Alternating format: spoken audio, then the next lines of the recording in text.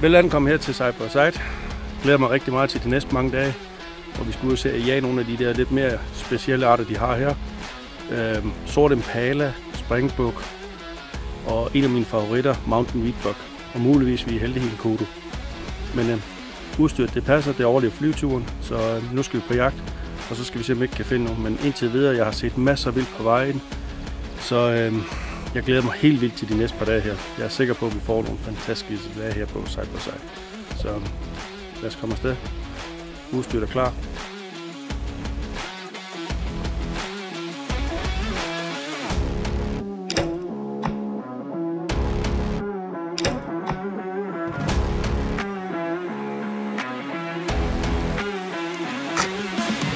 Vi er klar til i aften.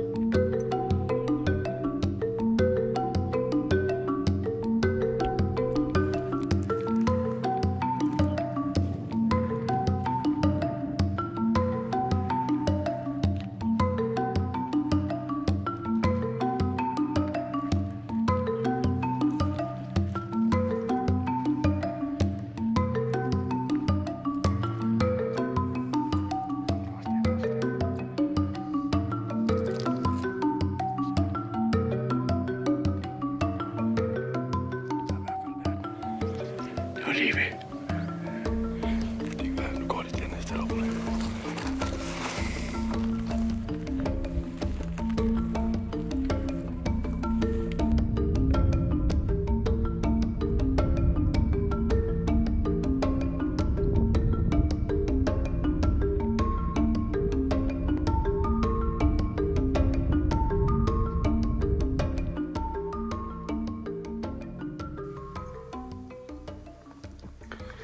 Spottet en gruppe af mountain wheatbuck heroppe omkring 800-900 meter foran os.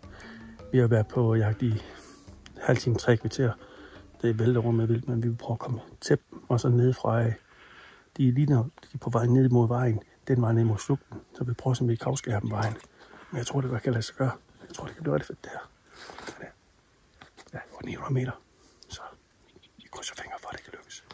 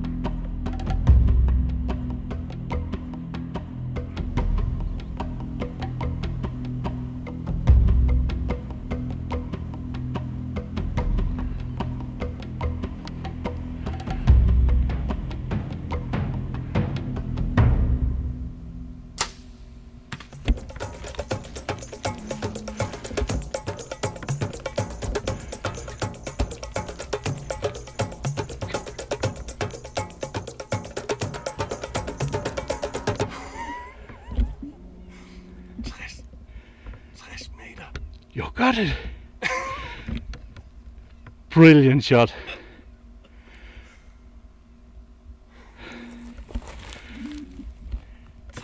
Meter.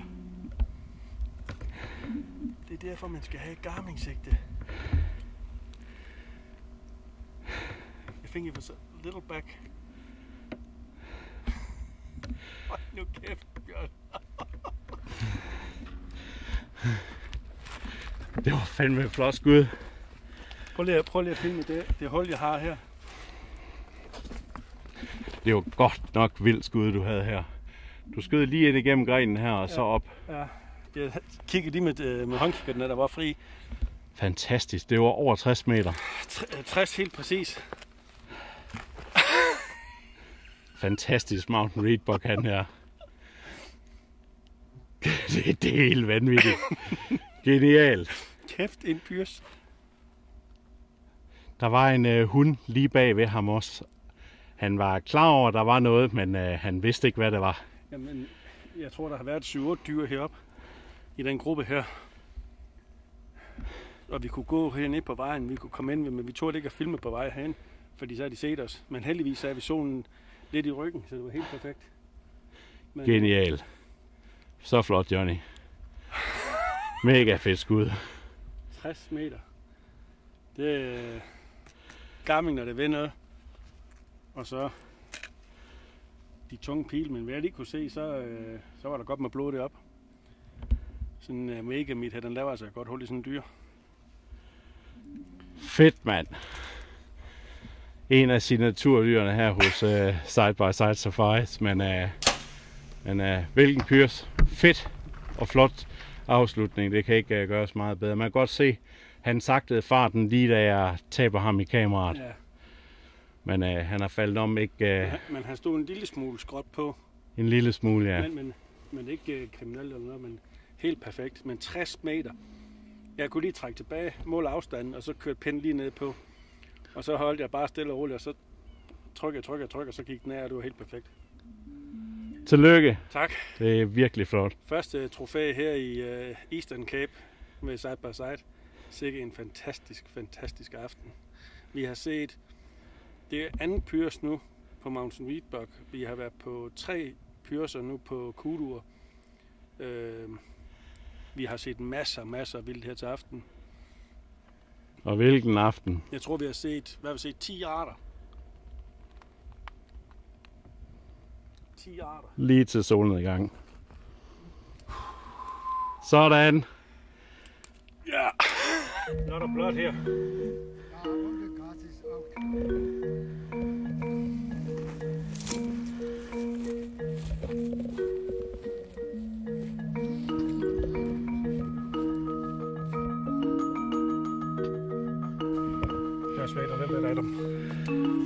Jeg tror, han bløder godt, som vi siger.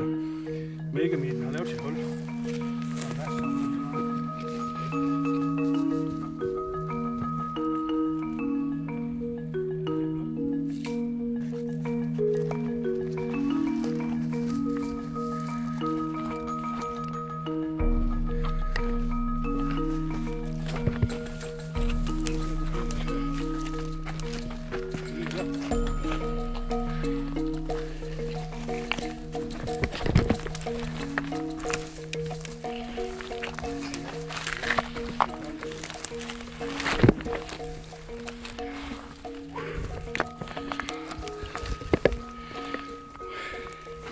Nu kæft, mand.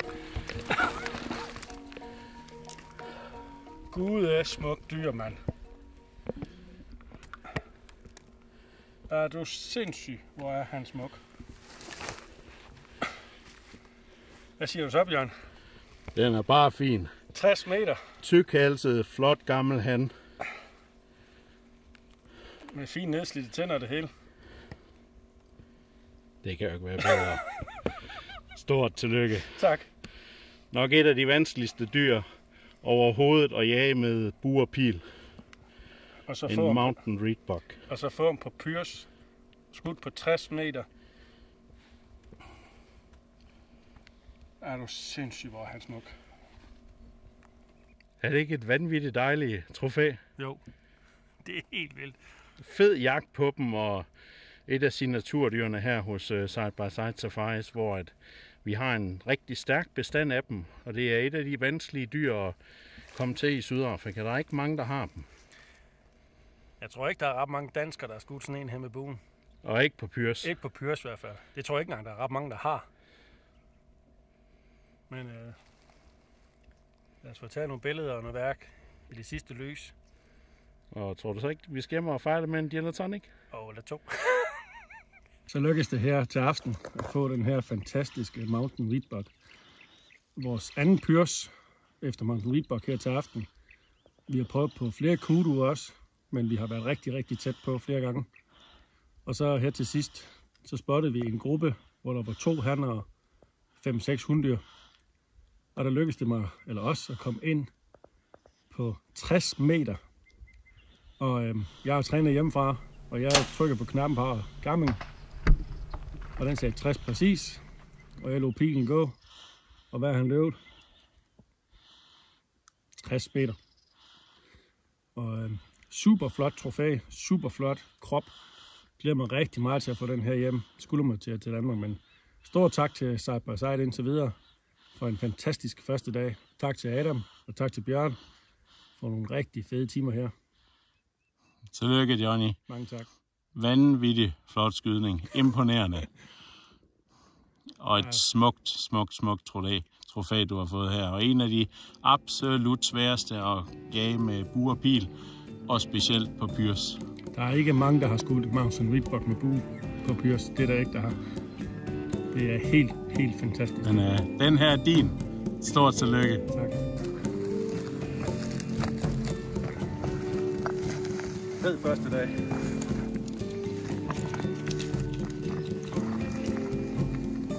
Nu går det hjemme til Skinninghuset. Efter Mountain Wheatbuck-hunden, jagten her er slut. Og så tror jeg, Bjørn, vi skal have en lille gin and tonic. Jeg glemmer til at se hvad den gamle han siger, når vi kommer hjem med den her.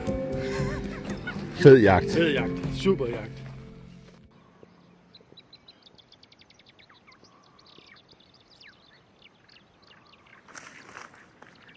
Vi har netop set en sort impala, som er gået ned ad skråningen hernede bagved os. Den sidder i noget krat cirka 700 meter fra os, så vi prøver at se, om vi kan pyrse ned til den i god vind.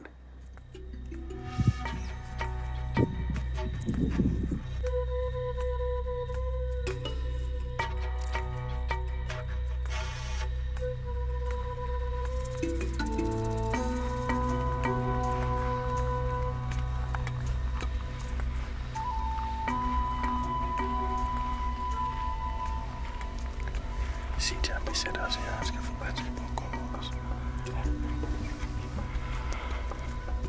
Eller venlig, jeg prøver lige at spille over.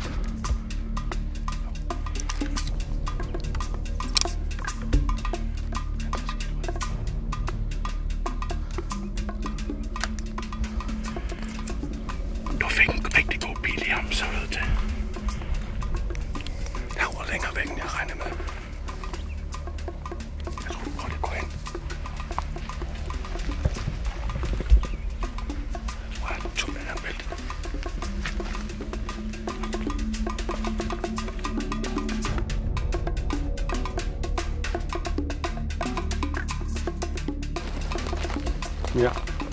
Flot, ja. Tak.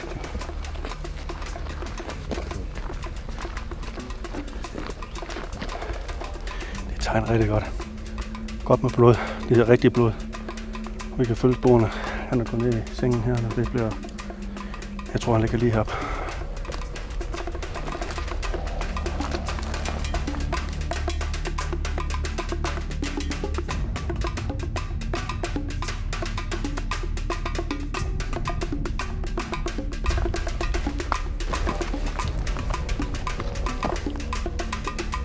Is he dead? He's dead. Yes!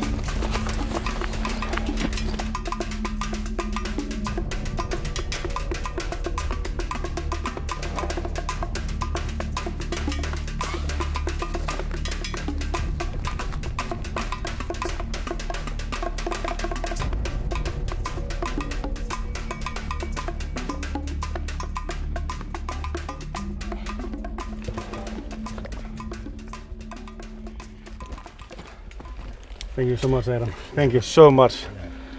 I'm really, really happy.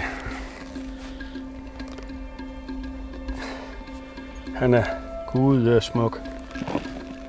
Fuldstændig nedslidte tænder. Det er jo helt perfekt det her.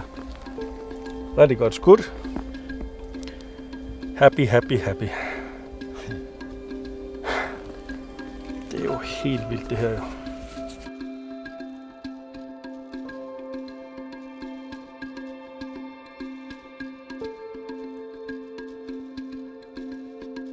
Så lykkedes det. Vi fandt ham.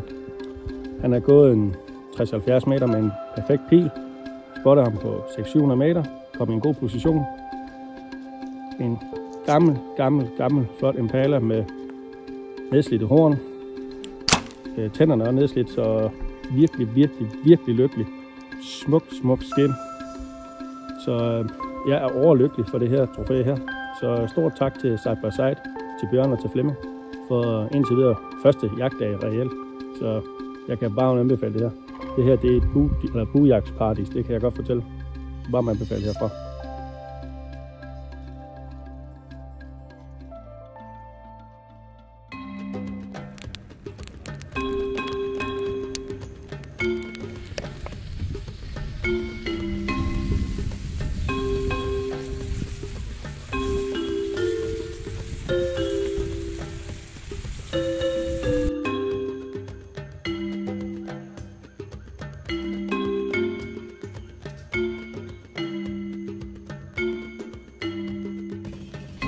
Vortesvinpølser. Hotdogs, det smager sat på godt. Det kan bare anbefales det her.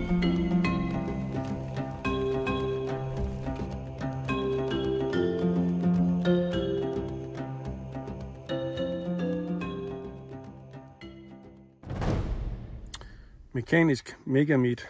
2 tommer skadediameter. 34 gram. Matthews bue. 72 pund. Så det bliver spændende på kudoerne i aften.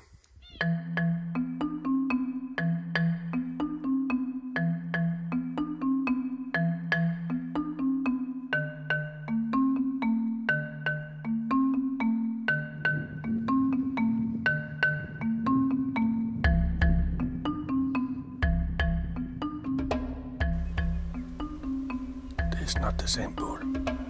There's 2 bulls. Kan du se? Der snuser den i røven dernede. Det er bag det den.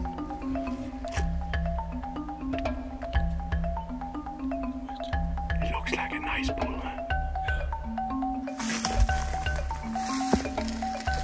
Det er rigtig spændende. Jeg har 2 store kudotyr. En med et snævert udlæg og en med et kæmpe brilludlæg. Drømmetrofæ.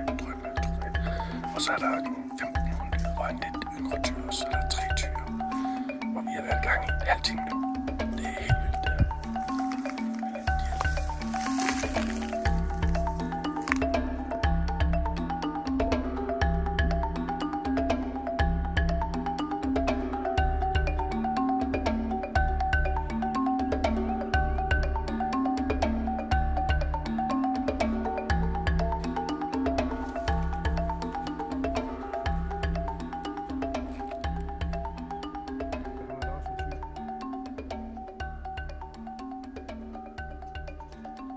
Der er en flot kudotyr der, var Johnny. Og jeg prøver at se, om der står på toppen det nu. Lige skyline. Er det en flot tyr? Det er et drømmetrofæ, vi har gående her. Men, Vi skal lige have lagt en plan for, hvordan vi får skudt ham med buen. jeg skal derop nu. Cirka 1 kilometer væk herfra. Ja, så plus vi har kuduer derovre. Vi havde dobbelt derovre. Men vi havde 15-20 kuduer. Det var så kørt, der var der. Og så står alle tyrene deroppe. Mærk nok, når vi er brunst. Plus der står Mount Hvidbok deroppe. Og der.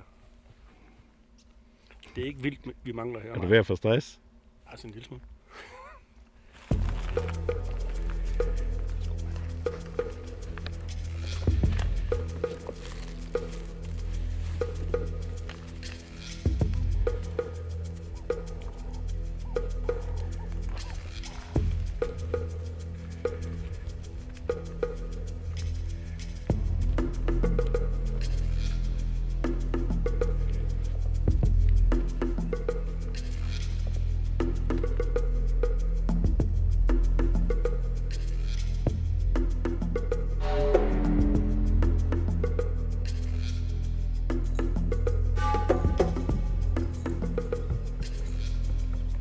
Hey! Hey!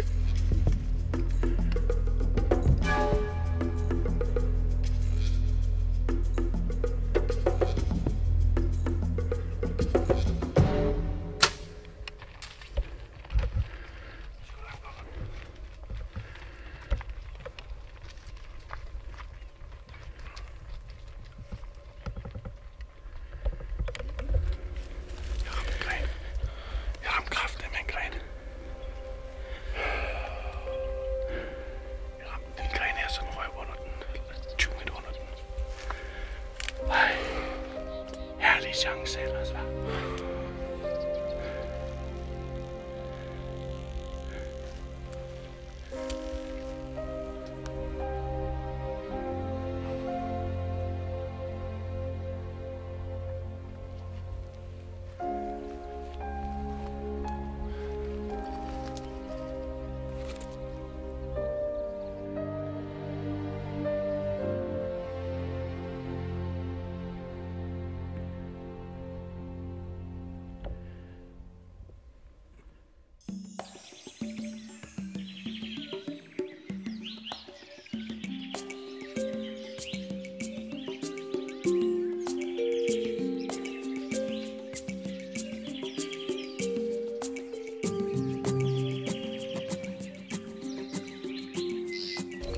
Her til morgen, der hopper vi i skjul og ser, om vi kan få nogle af de her mere specielle arter, der kommer herude på den åbne slette. Så vi hopper i skjul nu, og vi har lige spist en sindssygt god morgenmad, og jeg er rigtig mæt, så jeg er glad for, at vi ikke skulle gå alt for meget lige nu. Men på vej hernede, der har vi set springbukke, Letchway, Blue Wildebeest, Golden Wildebeest. Vi så en kæmpe stenbuk, kæmpe stor. Hvis den kom ind, hold nu fast, det kunne være lækkert. Men nu hopper vi blindet, sætter her nogle timer, ser hvad der sker, og så krydser vi fingre for, at der er noget, der kommer forbi. Men super, super stort, lækker vandhul. Rigtig flot, der er ikke noget kunst i det, eller noget, som er rigtig lækkert at sætte og kigge på. Plus der kommer sindssygt mange små fugle, så vi har noget at kigge på hele tiden. Så jeg tror mig og Bjørn, vi får nogle rigtig hyggelige timer her i skjul. Så lad os op i skjul og se, hvad der sker.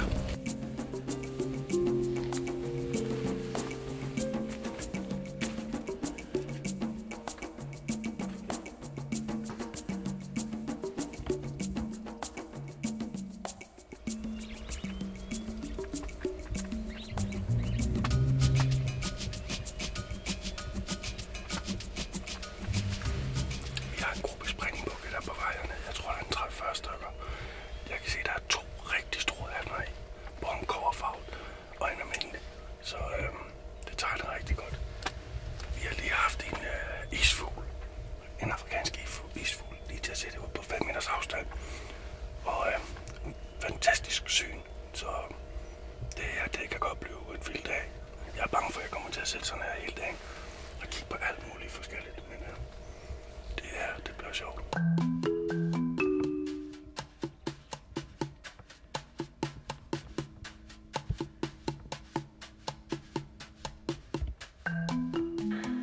kan sætte her om timehalvanden nu.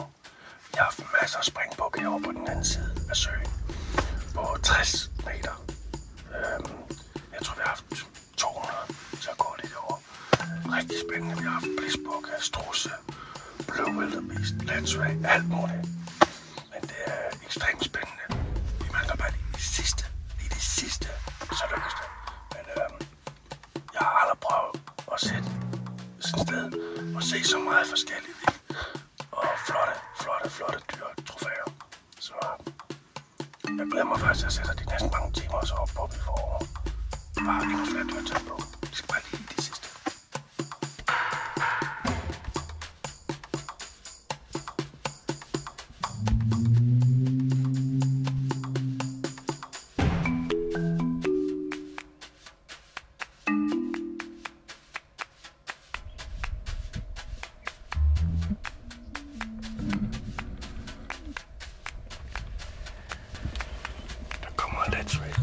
Jeg tror heller, vi må gøre os klar.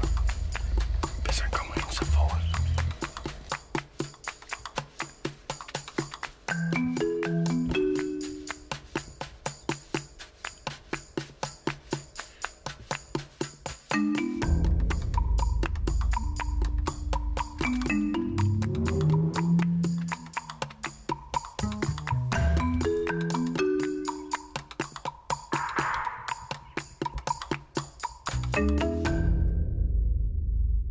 Vi har lige haft en rigtig stor korsspringbok forbi.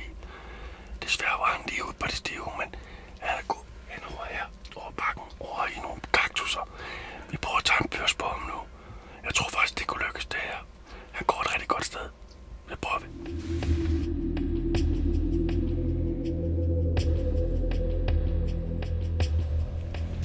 Vi har spottet en rigtig fin korsspringbuk hernede på omkring 400 meter. Den går sammen med en 3-4 almindelige springbukkehanner og nogle hunddyr. Sammen med nogle letsvage også. Så det bliver lidt svært med 400 meter den vej. Vi vil så prøve at komme ind igennem kaktusserne her og se om vi kan komme tæt nok på, men det ser fornuftigt ud, men den går hernede.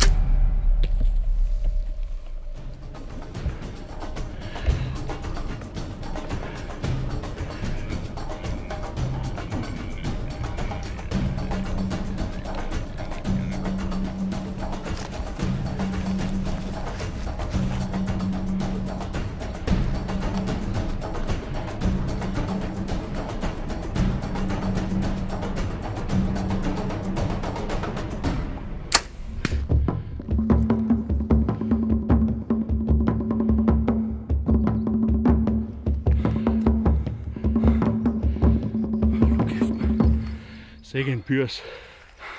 Ej, du ramte ham godt her, du gjorde. Perfekt på bladet, Johnny. Jeg skal lige have pusten.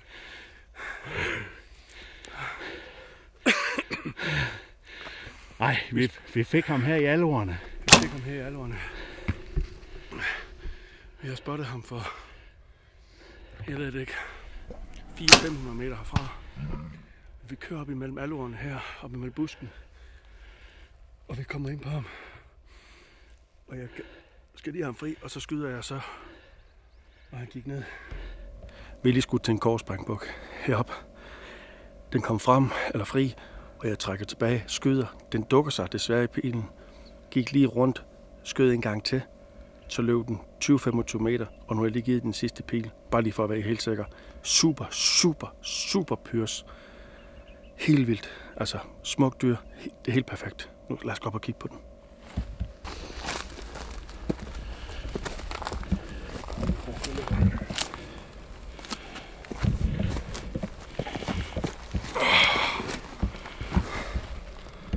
Prøv lige at se et gudesmukt springbuk. Kobberfarvet springbuk. Vanvittigt flot trofæ, Johnny, her. Helt fuldstændig vildt, mand. Skudt på pyrs. Gammel han, tyk hals, tyk horn. Og på pyrs i det her fantastiske aloe vera landskab. Kan du hurtigt lige fortælle om jagten, Johnny?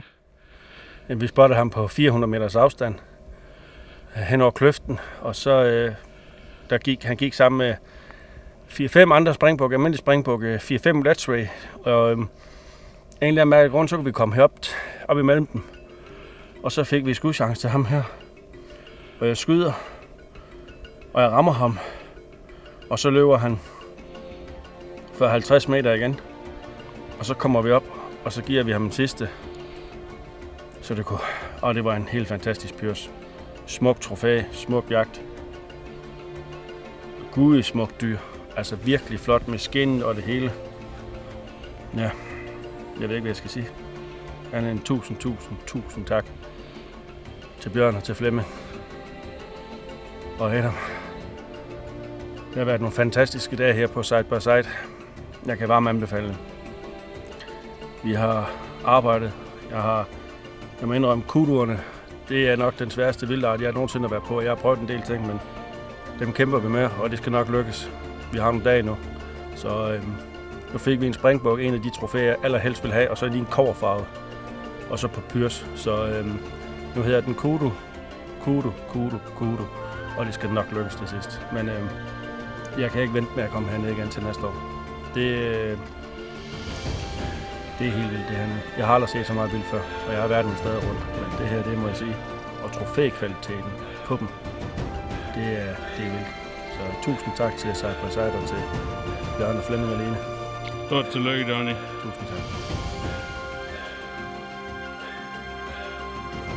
Så slog det her en fantastisk aften her på Side by Side. Fantastisk aften. Vi har skudt en kobberspringbuk. En super kobberspringbuk. På pyrs 400 meter op igennem det her tætte krat her. Det var super fed jagt. Nu er det blevet til en kobberspringbuk, en sort impala og en mountain reaper. Alle sammen på pyrs med buen. Det har virkelig været en fantastisk uge indtil videre. Desværre også en enkelt forbier på en kudutyr. Det var min skyld. Det er ikke Bjørns. Det var en fantastisk tur indtil videre. Jeg kan kun anbefale Side by Side. Tusind tak til Bjørn, Flemming og Lene. Og især Adam for nogle fantastiske dage her. Jeg glæder mig helt vildt til at komme tilbage til næste år.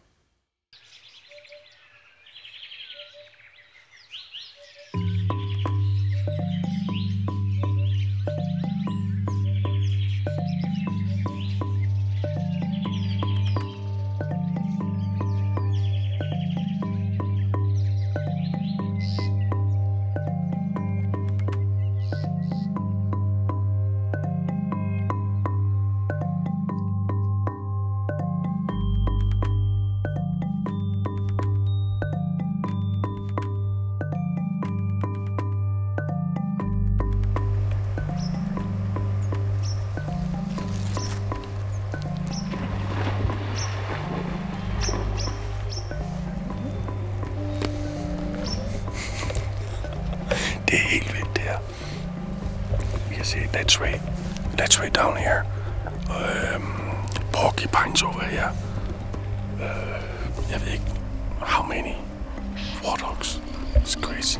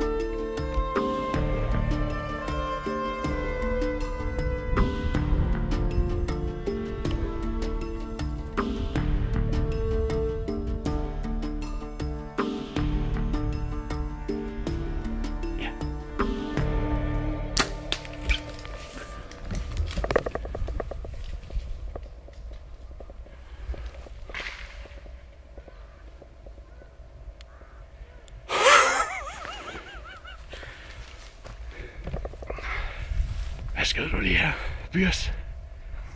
Jeg tror en med sådan nogle store tænder her.